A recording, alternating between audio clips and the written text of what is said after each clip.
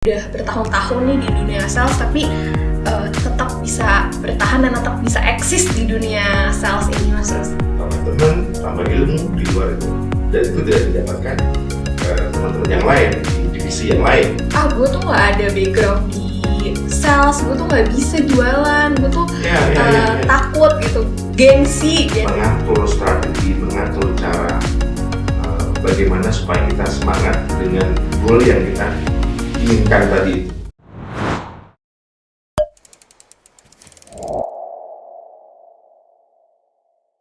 Halo guys, selamat datang di program Inspirasi bersama saya Farah. Hari ini saya ditemani oleh Direktur Sales and Marketing di MS Co-Learning Partner dengan Mas Rus Trianto. Hai.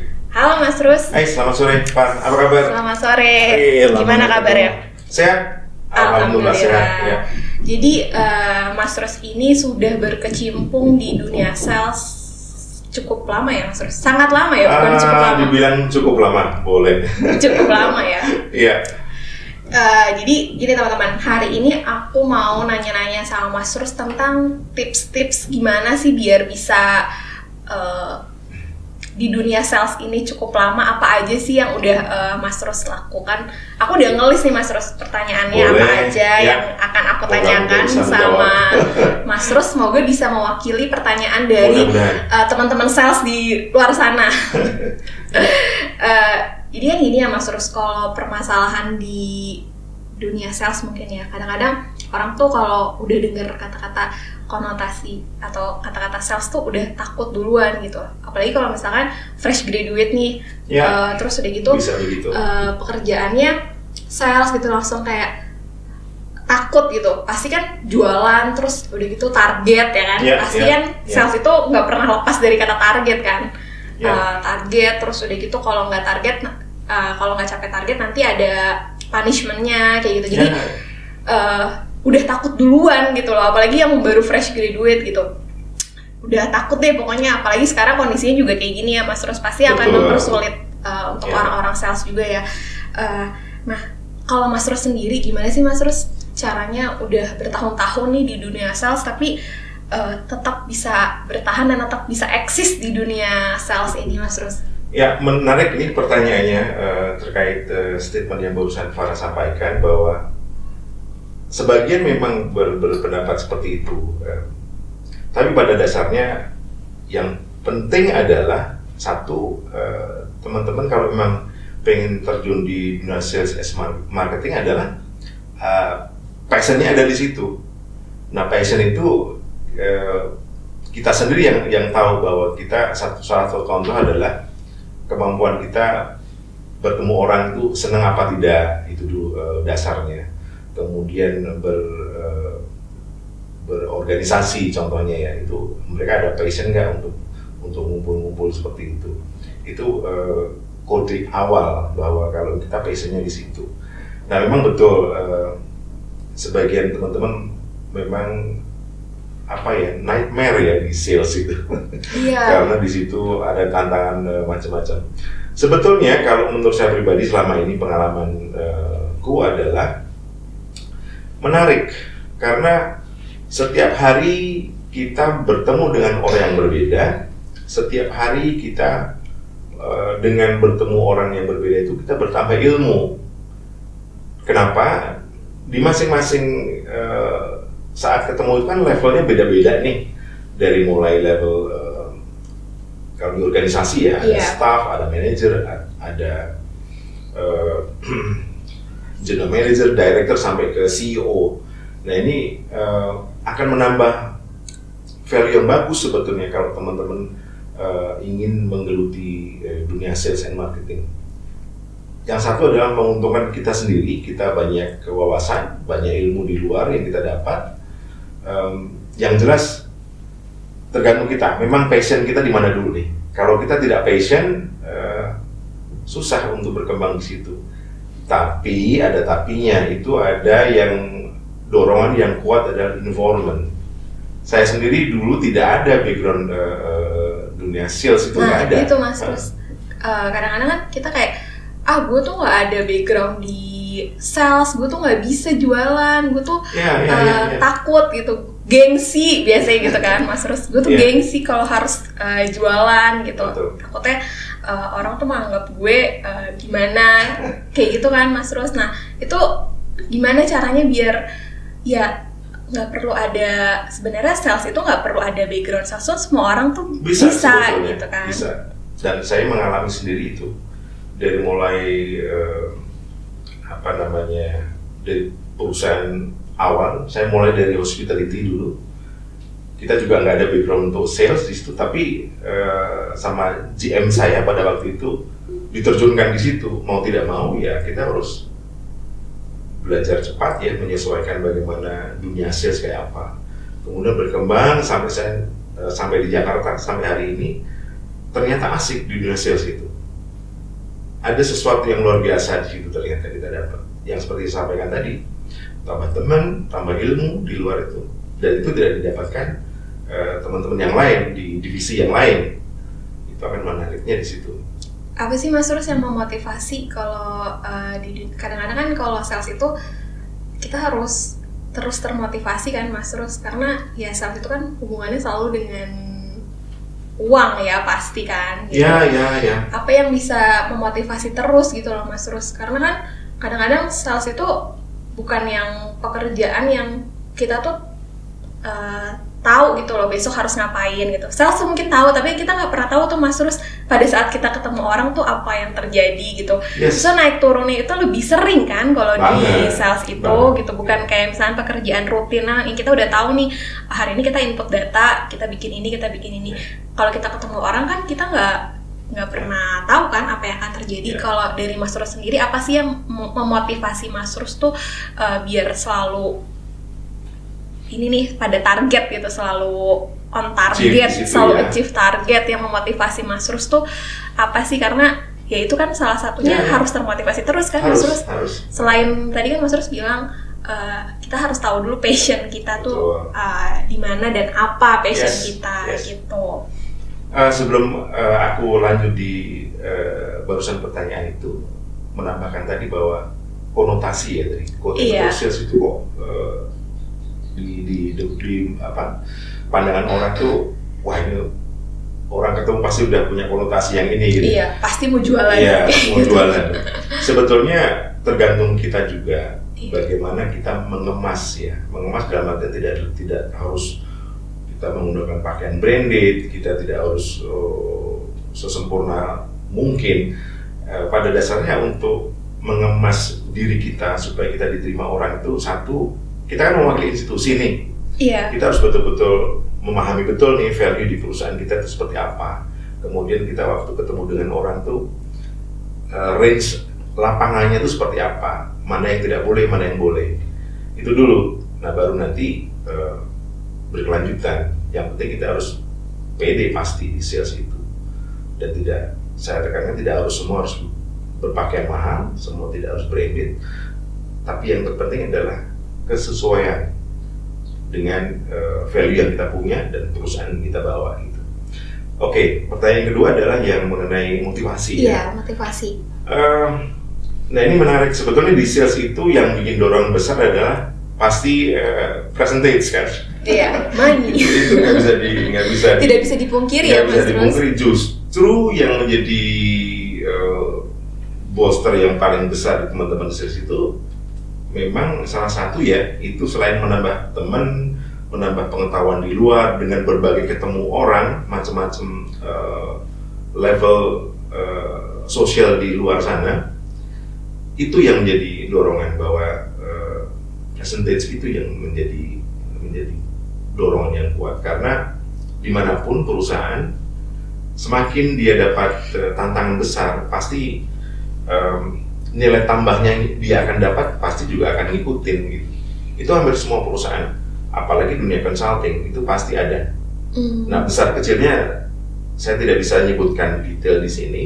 Artinya itu salah satu yang jadi teman-teman itu tergerak ya terus untuk mengatur strategi, mengatur cara bagaimana supaya kita semangat dengan goal yang kita inginkan tadi itu. Pasti kan ada target kan, Iya. dengan di breakdown mulai weekly, monthly sampai 12 bulan ke depan, gue harus ngapain gitu. Nah itu yang bikin menarik teman-teman di dunia sales. Jadi memang sales itu nggak bisa jauh-jauh dari Iya. itu ya. Dulu kan Dirung pernah di sales juga kan? Iya. Jadi justru itu yang harus memotivasi kita ya, memotivasi kita Malah Dirung untuk dulu di bank besar tuh tak dengar. Bener kan ada di situ bener, kan? betul Mas Rus. Oke. Nah, sales ini kan juga selalu identik dengan leads ya, Mas Rus. Mungkin kalau teman-teman sales itu tuh udah nggak asing lagi ya dengar kata-kata leads gitu. Gimana sih kalau dari Mas Rus sendiri cara nge-grab new leads atau new client atau new customer tuh gimana sih cara mendapatkannya? Kan selain yang existing, kita harus dapat juga dong klien-klien yang baru gitu. Ya. Bukan bahasa yang rahasia lagi kalau di dunia consulting atau perusahaan hospitality atau di consulting itu kan dibagi-bagi itu di cluster ya masing-masing. Ada manufacturing, ada government, ada multinational bank dan BUMN dan lain-lain. Nah, untuk mencari hal seperti itu yang disampaikan Farah tadi adalah kita pasti juga mapping dulu dong.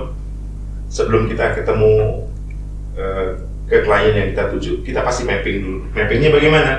Kalau kita mau ketemu dengan bank BUMN atau manufacturing atau company oil ya, itu kita harus belajar sebelum kita arrange meeting tuh. Kita sekarang apalagi ada dunia sosmed ya, banyak sekali yang kita bisa bantu di situ.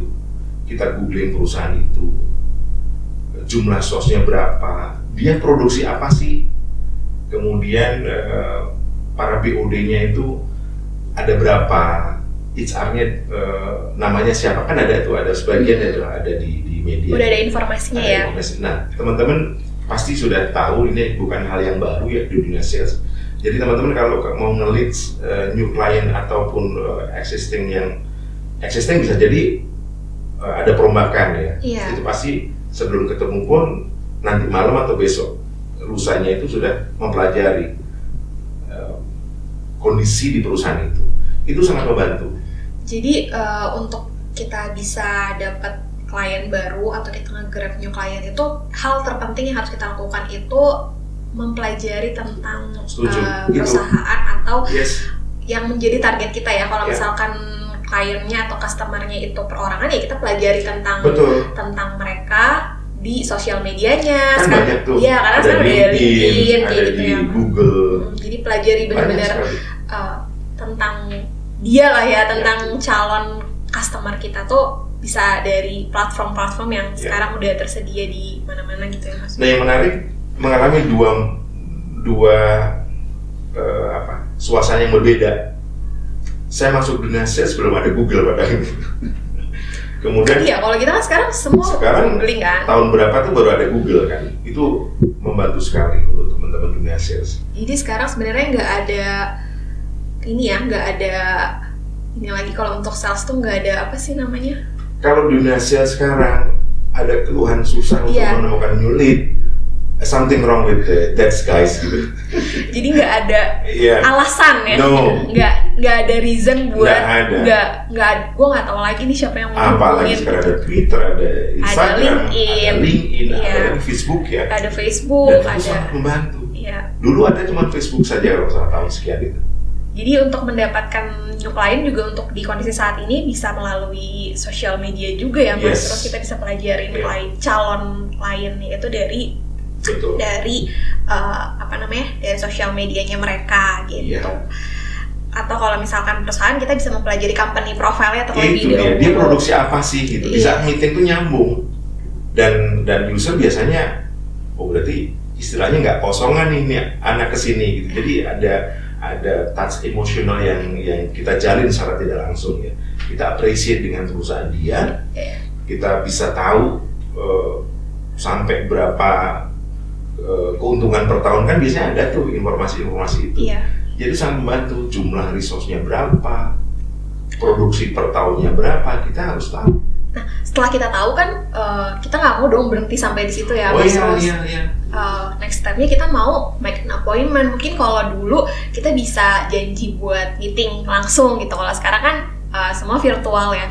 Nah, gimana sih Mas Rus kalau dari tips dari Mas Rus nih buat kita make an appointment? Karena kan nggak gampang juga Mas Rus. Karena pada saat kita membuat suatu appointment itu juga di situ ada trust juga pastinya ya dari calon customer kita gitu ketika kita mau membuat itu. Nah, gimana cara menimbulkan trust di awal ya gitu buat mereka mau ketemu dulu deh sama kita, atau mau kita dikasih waktu dulu deh untuk bisa presentasi tentang produk kita itu apa gitu. Betul. Dan itu sangat struggle sekali, apalagi perusahaan yang saya bawa itu kan pasti belum tahu dong dari company-company multinasional atau yang nasional itu belum tentu tahu sebagian. Nah, bagaimana mereka bisa menerima atau merespon kita untuk arrange meeting contohnya? Iya, untuk arrange meeting. Itu nggak gampang karena di masing-masing perusahaan yang sudah mapan itu filternya banyak sekali. Kalau mau ketemu dengan level GM pun atau level manager itu sangat susah di beberapa organisasi. Iya. Nah, hal itu Mas Rus gimana tuh menghadapinya, caranya? Yang pernah saya lakukan adalah pasti persisten ya, persisten dan terukur. Persisten dan terukur maksudnya begini. Jangan setiap kadang-kadang saya kan nggak sabaran tuh, pengen nelpon, pengen hubungi tiap hari, dan itu tidak disarankan. Iya. Jadi ada periodik tertentu bagaimana kita bisa melihat suasana, otomatis suasana kita nih ada feel kan, kita sudah punya list klien nih. Nah, kita list klien last weeknya berapa klien yang akan kita hubungi, kemudian responnya berapa, next weeknya berapa, kemudian minggu ketiga seperti apa. Nah, kita evaluasi di minggu pertama, seandainya ada penolakan segala macam kan kita ada checklistnya itu. Jangan setiap 2 hari ditelepon atau 3 hari ditelepon kalau belum kenal ya. Iya. Nah, kita lihat nih perkembangan ke depan. Contoh, kita sudah tahu alamat atau extension di salah satu company, pastinya kan kita ngubungin di operator dulu kan. Betul. Dan itu struggle sekali. Saya tidak bisa bikin statement mudah karena saya sendiri pada waktu itu sekitar 6 bulan pengalaman pertama kali masuk di Jakarta itu sampai menjadi project itu puasa 6 bulan. Imagine nggak ya? Jadi kuncinya sabar ya untuk bisa make an appointment itu pasti ya.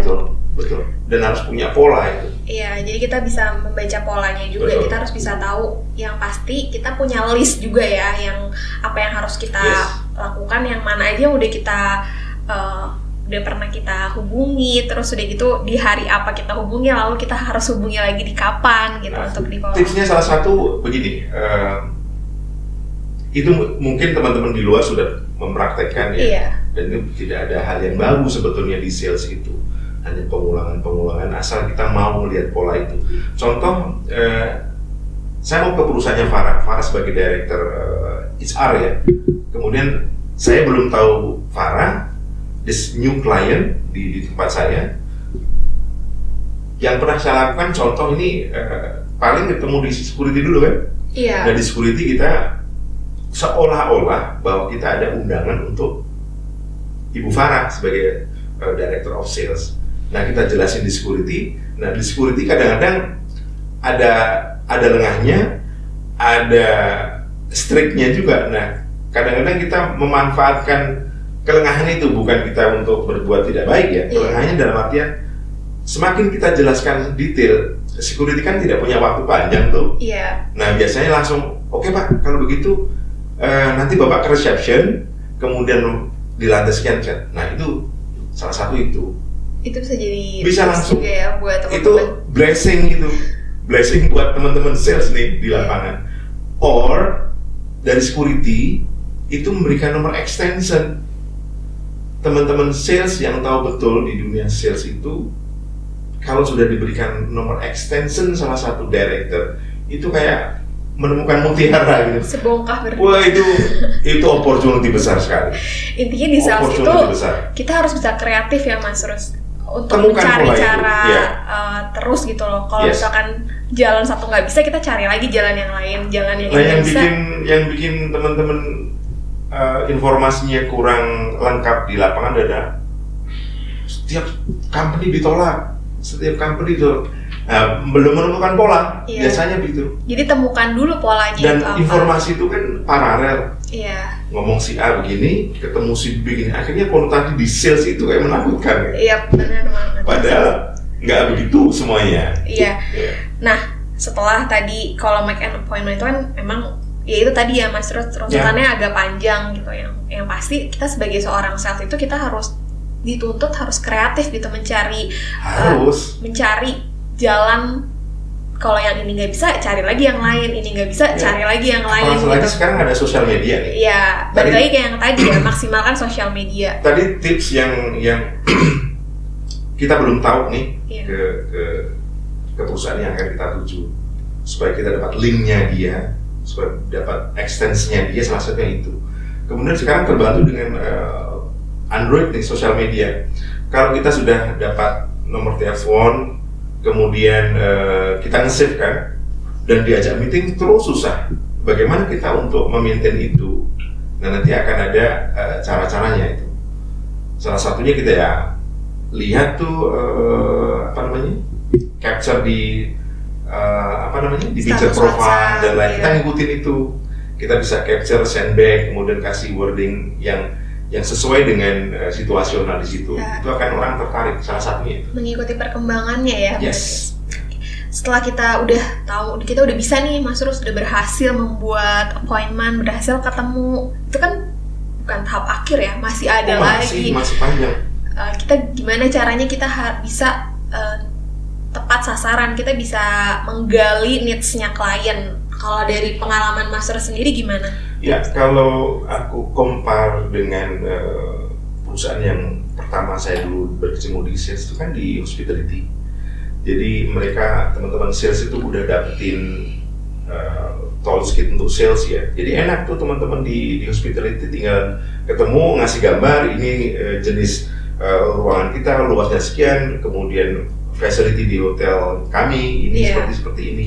Itu enak, tinggal ngobrol pembukaannya aja mereka sudah dikasih, tinggal bisa. Nah, tapi kalau dunia consultant itu bedanya 180, beda sekali, dan kita tidak bisa membawa sesuatu yang kelihatan gitu. Nah, bagaimana untuk meyakinkan user atau perusahaan yang akan kita bantu di saat ketemu ya? Pastinya kita harus pandai mendengar apa sih yang menjadi kebutuhan gitu.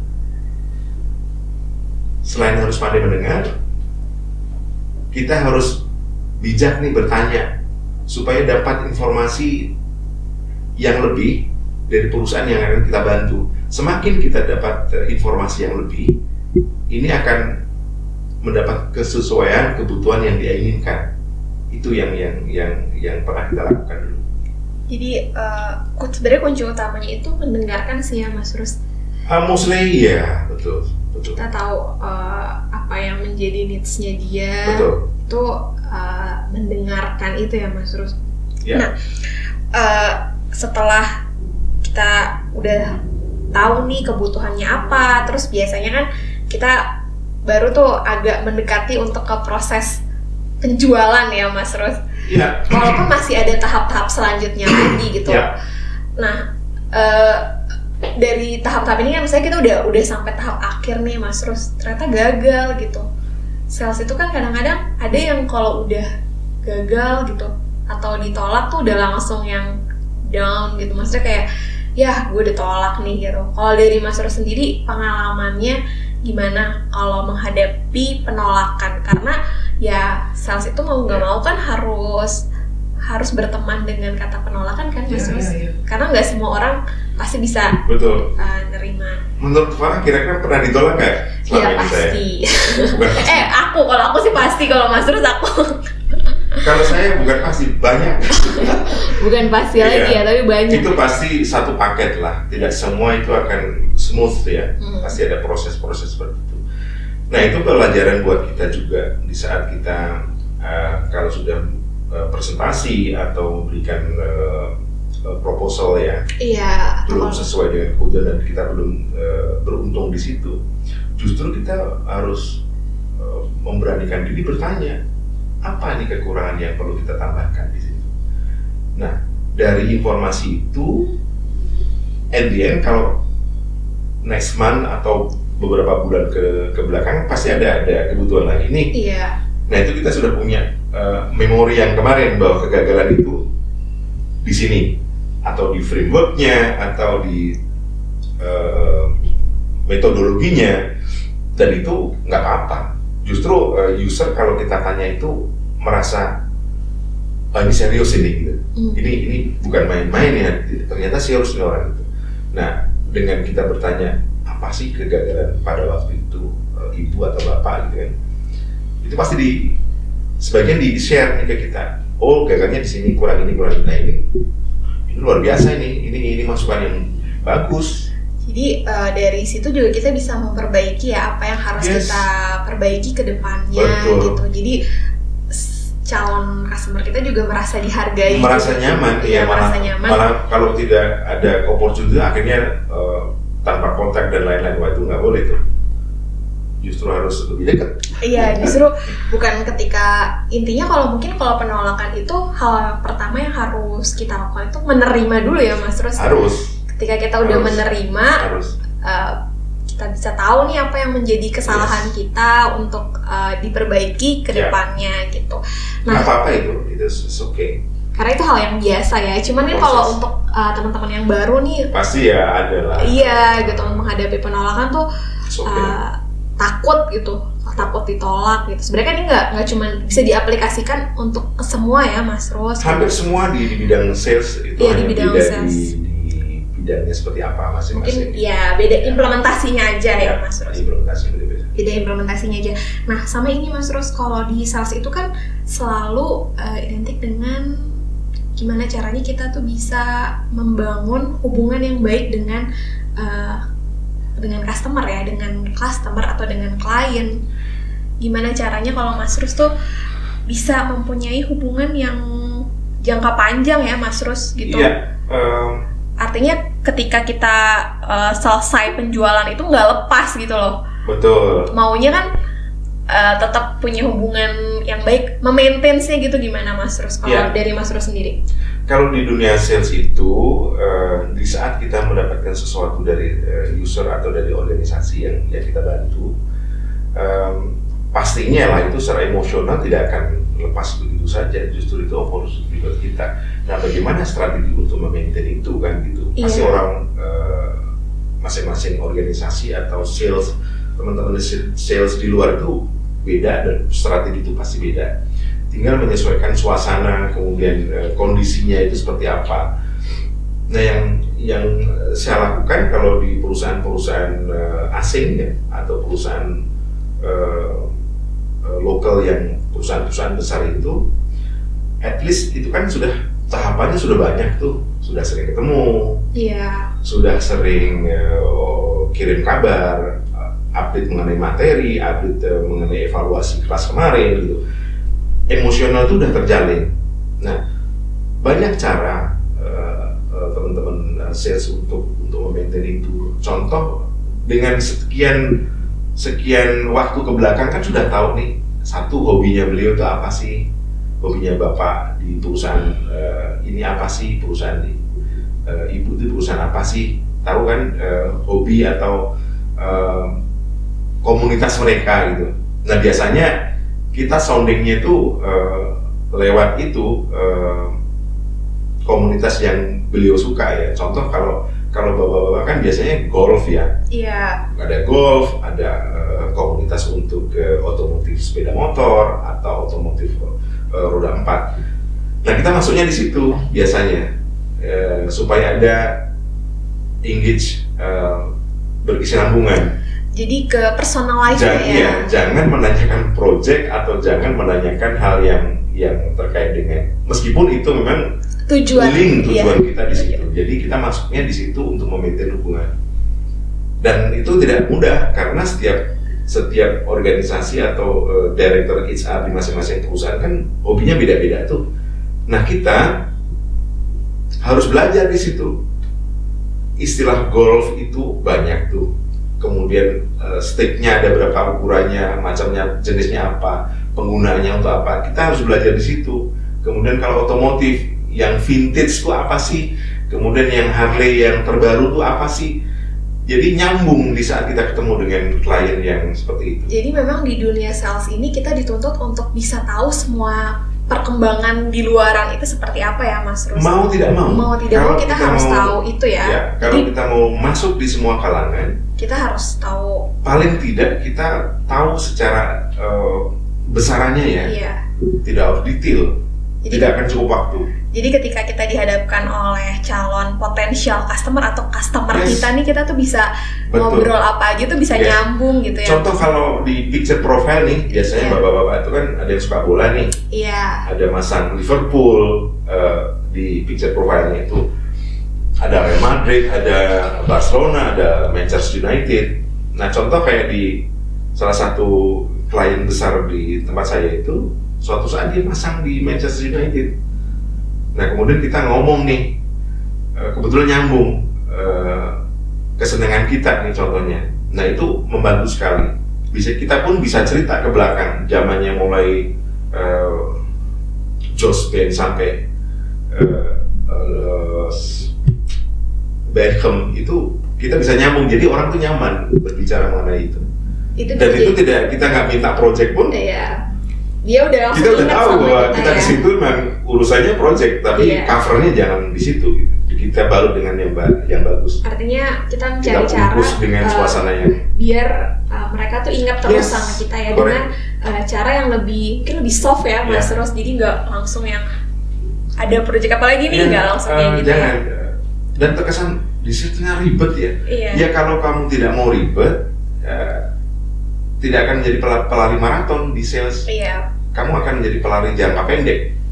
Betul. Dan kita maunya adalah seorang sales yang betul-betul sales adalah pelari maraton. Artinya di saat kita ketemu dengan user, long term hubungannya. Iya, betul. Itu akan membantu di saat dirimu pindah di organisasi lain, salah satu direktur pindah di HR, pindah di perusahaan yang lain, pasti kita akan masih ada ikatan emosional, akhirnya kita dipanggil lagi. Iya, itu yang membuat engage ya. Ini yang sangat membantu di kita. Jadi kita juga bisa tahu tentang di luar pekerjaan itu, di personal life-nya juga kita perhatikan. Itu bisa tadi tips dari Mas Rus, bisa lihat hobinya dia tuh apa, bisa tahu dari apa yang sering dia post gitu ya. Mas Rus.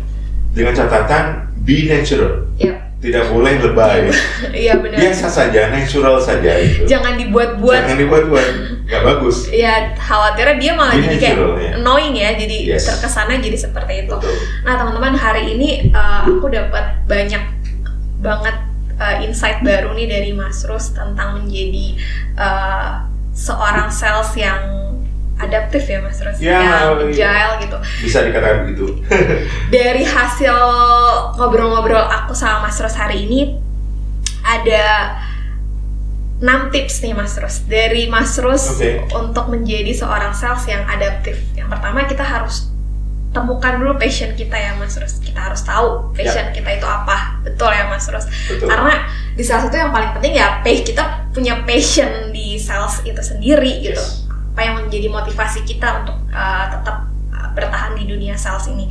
Terus yang kedua, setelah kita tahu passion kita apa dan apa yang menjadi motivasi kita gitu, itu yang pertama, buat kita bisa mendapatkan calon potensial customer yang baru, itu kita harus mapping dulu ya Mas Rus. Kita salah harus satunya itu pelajari dulu tentang calon potensial customer kita itu siapa. Nah sekarang kan sosial media udah banyak nih teman-teman. Jadi teman-teman bisa maksimalkan sosial media atau bisa googling tentang calon potensial customer teman-teman itu siapa dan bagaimana gitu untuk approach ke depannya ya Mas Rus. Yang ketiga, yang pasti persisten ya Mas Rus. Kita harus di dunia sales ini kita dituntut untuk kreatif gitu. Ketika jalan yang satu nggak bisa, kita harus cari jalan yang lain gitu. Yang keempat, listening. Kita harus menjadi orang yang pandai mendengarkan gitu. Karena dari situ kita bisa tahu apa yang menjadi kebutuhan dari customer kita, apa yang menjadi keresahannya mereka gitu ya Mas Rus gitu. Jadi mendengarkan itu penting banget gitu. Dan yang kelima itu tadi gimana caranya kita tuh bisa menghadapi penolakan. Yang pertama ya pasti kita harus terima dulu itu ya, terima dulu hal itu sebagai evaluasi kita ya. Setelah kita terima, kita memberanikan diri bertanya kepada customer kita atau klien kita kalau memang dikasih kesempatan ya, apa yang menjadi kekurangan kita untuk kita perbaiki ke depannya gitu. Jadi ketika ada hal itu kita bisa lebih baik lagi gitu. Dan yang keenam yang nggak kalah pentingnya itu adalah maintain relationship sama customer kita gitu. Dan untuk maintain customer kita tuh bukan hanya untuk ke project aja ya Mas Rus gitu, tapi kita lebih ke gimana caranya kita bisa engage sama mereka di personal life-nya mereka gitu. Dan halnya tadi Mas Rus sudah sempat mention juga kalau untuk bisa engage di personal life-nya mereka itu banyaklah caranya, karena sekarang ada sosial media, kita bisa mungkin bisa tahu hobinya dia apa, itu yang bisa menjadi topik buat kita tuh bisa terus punya hubungan yang baik dan pastinya long term dengan customer kita gitu. Jadi teman-teman, semoga diskusi hari ini aku dan Mas Rus bisa membantu teman-teman untuk berkecimpung di dunia sales yang pastinya tidak mudah ya Mas Rus, tapi kalau ada kemauan pasti bisa ya Mas Rus. Yang jelas di dunia sales menyenangkan. Biar teman-teman nggak takut. Karena memang menyenangkan, karena kita selalu punya hal baru ya. Teman baru, karena pengetahuan baru. Iya, karena tadi yang terakhir juga kita dituntut untuk mengikuti perkembangan di luaran itu apa sih yang lagi saat update, ini yang lagi update itu apa gitu. Jadi memang itu yang harus dipunyai oleh seorang sales ya Mas Rus gitu. Oke Mas Rus, terima kasih nih hari ini sudah mau aku ajak ngobrol tentang pengalamannya Mas Rus di dunia sales. Semoga bisa membantu teman-teman juga dan membantu aku juga pastinya. Kalau teman-teman ada pertanyaan silahkan komen di bawah. Terima kasih. Thank you Mas Rus. Terima kasih.